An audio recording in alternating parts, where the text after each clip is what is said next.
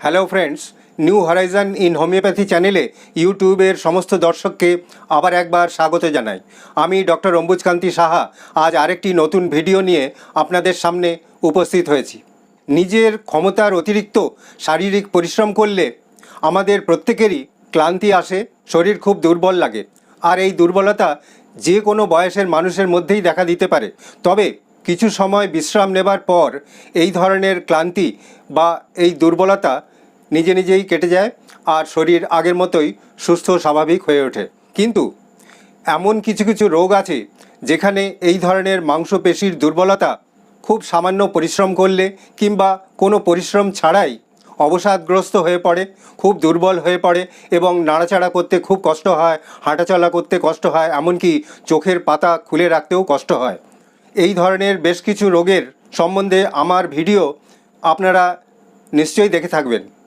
অসংখ্য ইউটিউব দর্শকদের অনুরোধে আজ আমি আমাদের মাংসপেশিরই এমন এক সমস্যা নিয়ে আলোচনা করতে চলেছি যা যদিও খুব কমন নয়, তবুও আক্রান্ত ব্যক্তির মাংসপেশি এতই দুর্বল হয়ে পড়ে যে শরীরের সামান্যতম নড়াচড়া করতেও খুব কষ্ট হয়, চোখের পাতা খুলতেও কষ্ট হয়, খাওয়া দাওয়া করতে বা ঢোক গিলতে, কথা বলতেও খুব কষ্ট হয়।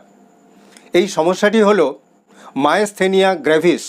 ফ্রেন্ডস, এই মায়াস্থেনিয়া গ্র্যাভিস কি, কাদের হয়, এর লক্ষণগুলি কি কি, এর কারণগুলি বা কি কি, কি কি পরীক্ষা নিরীক্ষা করার প্রয়োজন হতে পারে, কোন কোন হোমিওপ্যাথিক ওষুধ অত্যন্ত কার্যকর ও কি কি স্বাস্থ্যবিধি মেনে চলা দরকার, কি কি সাবধানতা অবলম্বন করা দরকার, এই সমস্ত জানতে হলে আমার এই ভিডিও আপনাদের সম্পূর্ণ দেখতে হবে।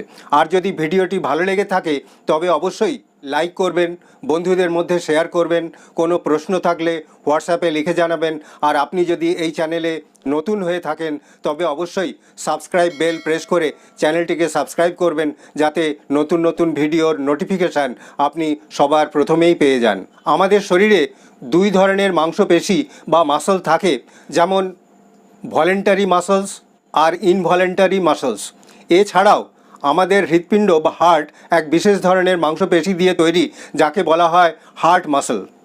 আমাদের ভলেন্টারি মাসল আমাদের শরীরের যে স্কেলিটন বা হাড় রয়েছে তার সঙ্গে যুক্ত থাকে এবং ওই সমস্ত মাংসপেশি নার্ভের সঙ্গে যুক্ত থাকায় আমাদের এই সমস্ত পেশি অর্থাৎ এই ভলেন্টারি মাসলস আমাদের ইচ্ছে অনুযায়ী যে কোনোভাবে আমরা নাড়াচাড়া করতে পারি।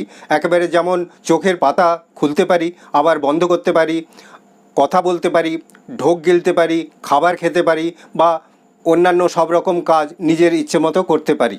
কিন্তু যদি কোনো কারণে এই ভলেন্টারি মাসল আর নার্ভের সংযোগ স্থল কোনো কারণে ক্ষতিগ্রস্ত হয় বা ধ্বংসপ্রাপ্ত হয়, তখন এই সমস্ত মাংসপেশির ক্ষমতা একেবারেই কমে যায় এবং এই মাংসপেশি খুব দুর্বল হয়ে পড়ে, এতটাই দুর্বল হয়ে পড়ে যে আমরা আমাদের ইচ্ছে অনুযায়ী এই সমস্ত মাংসপেশিকে চালনা করতে পারি না।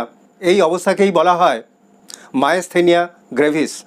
মায়াস্থেনিয়া গ্র্যাভিস এক ধরনের অটো ইমিউন ডিজিজ, অর্থাৎ আমাদের শরীরের ইমিউন সিস্টেমই এই মাংসপেশি এবং নার্ভের যে সংযোগস্থল সেই অংশকে ধ্বংসপ্রাপ্ত করে এবং তার ফলেই আমাদের মাংসপেশি আমরা নিজের ইচ্ছে অনুযায়ী চালনা করতে পারি না এবং শরীর খুব দুর্বল লাগে, মাংসপেশি খুব দুর্বল হয়ে পড়ে। আর যার ফলে নানা রকম লক্ষণ দেখা যায়, যেমন চোখের পাতা খুলে রাখা যায় না, হাত পা নিজের মতো নাড়াচাড়া করা যায় না, হাঁটাচলা করা খুব কষ্ট হয়, কথা বলতে কিংবা খাবার চিবোতে বা খাবার গিলতে খুব কষ্ট হয়, সিঁড়ি দিয়ে উঠতে কষ্ট হয়, কোনো জিনিস তুলতে কিংবা সেই জিনিস বহন করতেও খুব কষ্ট হয়। আবার কারো কারো ক্ষেত্রে দেখা যায় বসা অবস্থা থেকে উঠে দাঁড়াতেও খুব কষ্ট হয়, শরীর এতটাই অবসন্ন হয়ে পড়ে। আর এই অবস্থা অনেক দিন চলতে থাকলে দেখা যায় আমাদের যে নিঃশ্বাস প্রশ্বাসের মাংসপেশি, যাকে বলা হয় রেসপিরেটরি মাসলস, সেই মাসলসগুলোও খুব দুর্বল হয়ে পড়ে এবং শ্বাস প্রশ্বাসে প্রচণ্ড কষ্ট হয় এবং হাঁপানির মতো লক্ষণ দেখা দেয়। মায়াস্থেনিয়া গ্র্যাভিস যে কোনো বয়সের মানুষের মধ্যেই হতে পারে, তবে দেখা গেছে মহিলাদের ক্ষেত্রে একটু কম বয়সেই এই রোগের আক্রমণ হয়, যেমন 40 বছরের পরের যে কোনো মহিলার এই রোগ হতে পারে।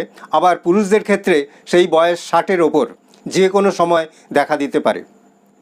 মায়াস্থেনিয়া গ্র্যাভিস যদিও অটো ইমিউন ডিজিজ, তবুও এই রোগের পেছনে কিন্তু অনেক কারণ থাকে। যেমন জেনেটিক একটা কারণ, অর্থাৎ মা বাবা থেকে জিনের মাধ্যমে তাদের সন্তানের শরীরেও এই ধরনের রোগ চলে আসতে পারে।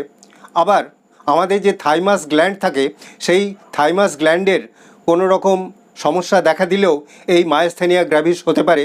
আবার যে সমস্ত মানুষের অন্য কোনো অটো ইমিউন ডিজিজ আছে, যেমন এসএলই বা সিস্টেমিক লিউপাস এরিথোমেটোসাস নামের অটো ইমিউন ডিজিজ, কিংবা রিউমাটয়েড আর্থ্রাইটিস থাকলেও তার থেকেও এই ধরনের মায়াস্থেনিয়া গ্র্যাভিসের মতো অটো ইমিউন ডিজিজ হতে পারে।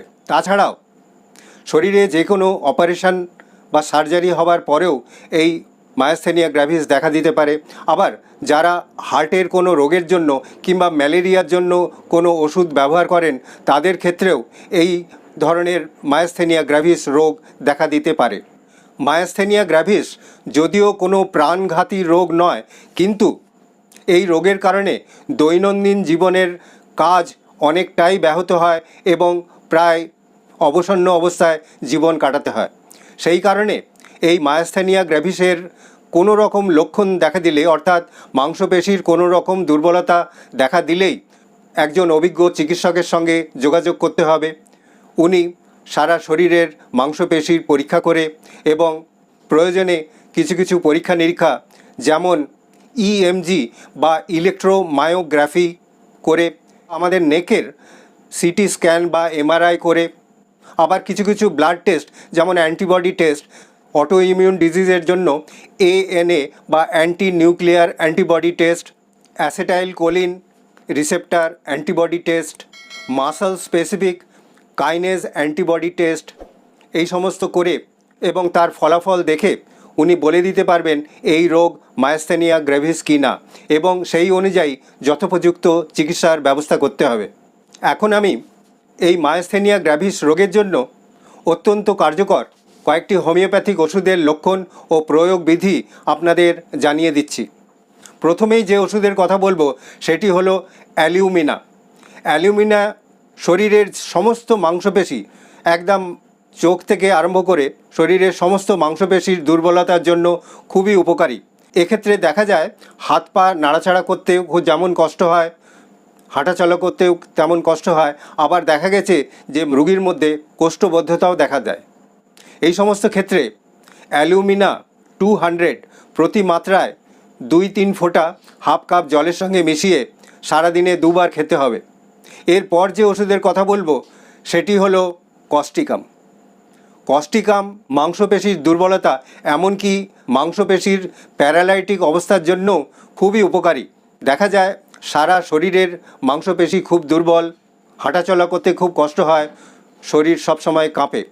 এই অবস্থায় কস্টিকাম 200 প্রতি মাত্রায় 2-3 ফোঁটা হাফ কাপ জলের সঙ্গে মিশিয়ে সারাদিনে 2 বার খেতে হবে। এরপর যে ওষুধের কথা বলবো সেটি হলো ককুলাস ইন্ডিকা। এই ওষুধটি ঘাড়ের মাংসপেশির দুর্বলতার জন্য খুবই উপকারী। দেখা যায় ঘাড়ের মাংসপেশি এতই দুর্বল যে মাথা সোজা করে রাখা যায় না, শরীর খুব দুর্বল লাগে, হাঁটাচলা করতেও খুব কষ্ট হয়। এই অবস্থায় ককুলাস ইন্ডিকা 200 প্রতি মাত্রায় 2-3 ফোঁটা হাফ কাপ জলের সঙ্গে মিশিয়ে সারাদিনে 2 বার খেতে হবে। এরপর যে ওষুধের কথা বলবো সেটি হলো কোনিয়াম ম্যাকুলেটাম। কোনিয়াম ম্যাক সারা শরীরের মাংসপেশির দুর্বলতার জন্য খুবই উপকারী। এমনকি ঘাড়ের মাংসপেশি খুব দুর্বল থাকে, সবসময় মাথা ঘোরে, হাঁটাচলা করতে খুব কষ্ট হয়। এই অবস্থায় কোনিয়াম ম্যাক 200 প্রতি মাত্রায় 2-3 ফোঁটা হাফ কাপ জলের সঙ্গে মিশিয়ে সারাদিনে 2 বার খেতে হবে। এরপর যে ওষুধের কথা বলবো সেটি হলো জেলসিমিয়াম। জেলসিমিয়াম শরীরের যে কোনো মাংসপেশির দুর্বলতার জন্য খুবই উপকারী। দেখা যায় জেলসিমিয়ামের রোগীর চোখের পাতা পর্যন্ত তুলতে খুব কষ্ট হয়, আর তাছাড়াও সারা শরীরের মাংসপেশিও খুব দুর্বল থাকে, নাড়াচাড়া করতে অসুবিধা হয়, সারাদিন একটা ঝিমুনি ভাব থাকে, জল তেষ্টা একেবারেই থাকে না, আর শরীর খুব দুর্বল লাগে। এই অবস্থায় জেলসিমিয়াম 200 প্রতি মাত্রায় 2-3 ফোঁটা হাফ কাপ জলের সঙ্গে মিশিয়ে সারাদিনে 2 বার খেতে হবে। এরপর যে ওষুধের কথা বলবো সেটি হলো জিঙ্কাম মেটালিকাম। এক্ষেত্রে দেখা যায় শরীরের সমস্ত মাসল খুব দুর্বল থাকে এবং সবসময় নিজে নিজেই কাঁপে আর একটা স্প্যাজম হয়। এই সমস্ত ক্ষেত্রে জিঙ্কাম মেটালিকাম 200 প্রতি মাত্রায় 2-3 ফোঁটা হাফ কাপ জলের সঙ্গে মিশিয়ে সারাদিনে 2 বার খেতে হবে। এই সমস্ত ওষুধগুলোর মধ্যে থেকে যে কোনো একটা সিলেক্ট করতে হবে এবং সেই ওষুধটাই খেতে হবে। সবচেয়ে ভালো হয় এই ধরনের মায়োস্থেনিয়া গ্রেভিস এর লক্ষণ দেখা দিলে একজন অভিজ্ঞ হোমিওপ্যাথিক চিকিৎসকের সঙ্গে পরামর্শ করে তার নির্দেশ অনুযায়ী ওষুধ খাওয়ায় সবচেয়ে ভালো। এই সমস্ত ওষুধ খাওয়ার সঙ্গে সঙ্গে কতগুলো স্বাস্থ্যবিধি মেনে চলতে হবে, যেমন খুব সহজপাচ্য খাবার খেতে হবে, সবুজ তরিতরকারি খেতে হবে, ফল খেতে হবে, যে সমস্ত খাবারে ক্যালসিয়াম আছে, ভিটামিন ডি আছে এই ধরনের খাবার খেতে হবে, খুব রিচ স্পাইসি ফ্যাটি খাবার অ্যাভয়েড করতে হবে। তাছাড়া যারা স্মোকিং করেন কিংবা অ্যালকোহল নেন তাদের সেই অভ্যাস সম্পূর্ণ ত্যাগ করতে হবে। তাছাড়াও কোনো গরম খাবার, কোনো গরম পানীয় না খাওয়াই ভালো। 8 ঘন্টা ঘুমানোর ব্যবস্থা করতে হবে, হালকা ব্যায়াম করতে হবে আর ব্রিদিং এক্সারসাইজ করতে হবে। এই সমস্ত করলে আর এই ধরনের ওষুধপত্র খেলে মায়োস্থেনিয়া গ্রেভিসের মতো রোগ নিয়ন্ত্রণে রাখা যাবে। আশা করি আমার এই ভিডিও সামান্য হলেও আপনাদের উপকারে আসবে। আবার আরেকটি নতুন ভিডিও নিয়ে আপনাদের সামনে উপস্থিত হব এই আশা নিয়েই আজকের মতো এখানেই শেষ করছি। ধন্যবাদ, নমস্কার।